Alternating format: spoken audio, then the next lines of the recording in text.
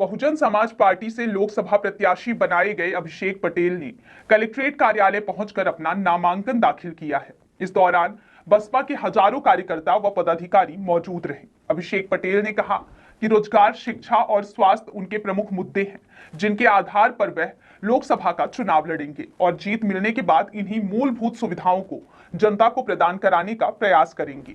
अभिषेक पटेल ने कहा कि बहुजन समाज पार्टी एक समुद्र है और पार्टी के जो रीति नीति है उसके साथ चलते हुए लोकसभा जीतेंगे और सबके कल्याण के लिए कार्य करेंगे। जिंदाबाद, जिंदाबाद, जिंदाबाद, बहुजन समाज पार्टी जिंदाबाद, जिंदाबाद, जिंदाबाद, बहुजन समाज पार्टी जिंदाबाद, जिंदाबाद, जिंदाबाद, बीएसपी के वास्ते, खाली कर दो रास्ते।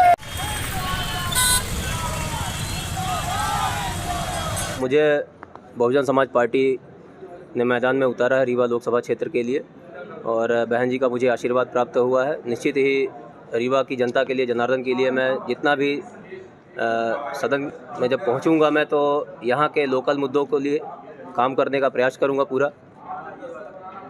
दो पार्टियां कांग्रेस और बीजेपी आपके सामने है, कैसे फाइट करेंगे उनसे? देखिए, ये बहुजन समाज पार्टी है, ये समुद्र रूपी समाज है जहाँ पे कैडर के माध्यम से काम किया जाता है। हमारे जो कार्यकर्ता हैं कैडराइज हैं और जगह जगह पे, बूथ पे, हर जगह पे हमारे कार्यकर्ता काम करेंगे और मजबूती से लड़ेंगे और भाजपा हो या चाहे कांग्रेस हो, सबको पटकनी देके नंबर 1 पे आएंगे। जनता पास किन मुद्दों को लेके जाएंगे आप? जनता पे, चूँकि मेरा बैकग्राउंड रहा है, मैं शिक्षा और स्वास्थ्य के क्षेत्र में जुड़ा हुआ हूँ और बचपन से ही मुझे जो तालीम मिली हुई है उसके माध्यम से मैं कहना चाहता हूँ कि स्वास्थ्य और शिक्षा और रोज़गार, सबको रोटी सबको रोज़गार, ये मेरा मुख्य ध्येय होगा। और बहन जी का भी आदेश है कि और जो हमारी पार्टी का जो गाइडलाइन है उसके ही अनुरूप मैं काम करने का प्रयास करूँगा। पिछली बार विधानसभा के चुनाव में एक भी पायदान नहीं चढ़ी आपकी पार्टी, इस बार लोकसभा में क्या लग रहा है? देखिए, हर चुनाव की पृष्ठभूमि अलग होती है, मुद्दे अलग होते हैं।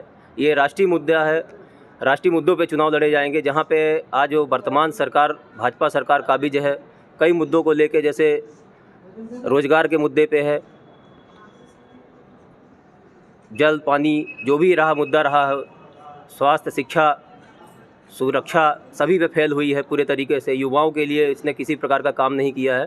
निश्चित ही बहुजन समाज पार्टी की जब सरकार आएगी तो उसमें हम लोग युवाओं को खास ध्यान रखेंगे, क्योंकि रीवा की